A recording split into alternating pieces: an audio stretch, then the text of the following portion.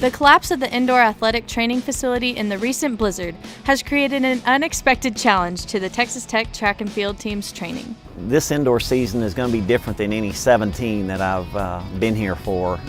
We loved having the ATC and having the opportunity to work out any good day or bad day. We had a great place to train. So for the last 2 weeks, it's been challenging a little bit, and we've had to go outside and been very fortunate that Coach Stone has allowed us to set up the pole vault in the indoor soccer. So some of our kids, the pole vaulters, have had an opportunity to continue normal training, but most of us have been outside and just weathering the elements and doing the best we can. With it indoor being such a short season and that causing issues in your training, what other obstacles just as a short season are you expecting to see or kind of have to face as the time goes on? I think going into this weekend, we're going to find out that because we don't have the indoors, it's going to take them a little bit longer maybe to adjust to the indoor boards and that type thing.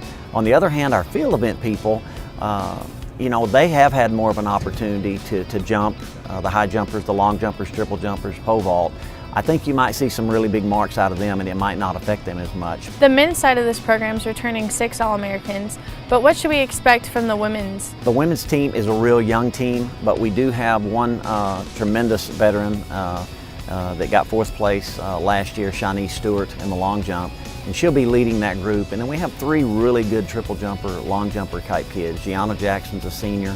She comes back barely missing out last year on the outdoors.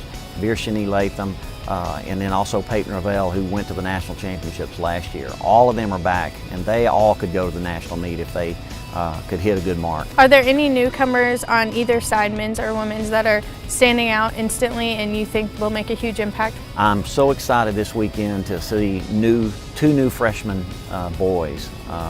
You know, Brandon Bray, nearly an 18-foot pole vaulter, number 1 or 2 in the country last year as a high school senior.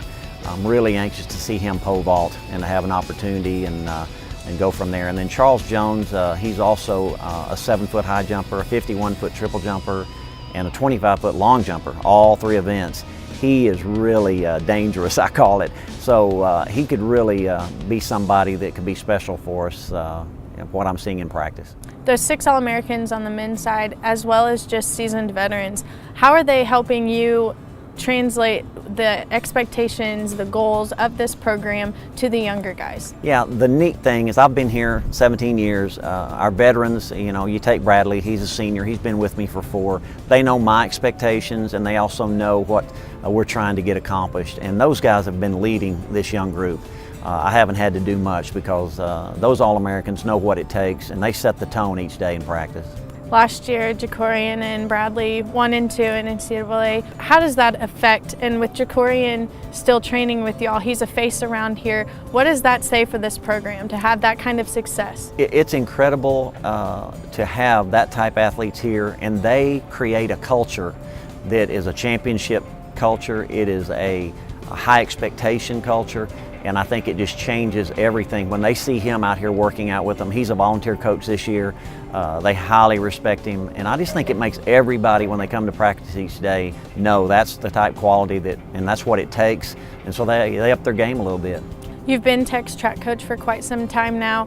How is coaching on an Olympic year different? How is that translate into the overall program and the training for the indoor and outdoor seasons, and kind of what are you expecting for as Rio's at the end of all these athletes' minds this year? You know, it's a very long year when you have an Olympic year. This is going to force us maybe to do a little bit less high intensity early in the year to where we can pace it a little bit better by the end. And then I'm hoping we have several kids on this team that are making that Rio trip. I want to be able to go and take somebody.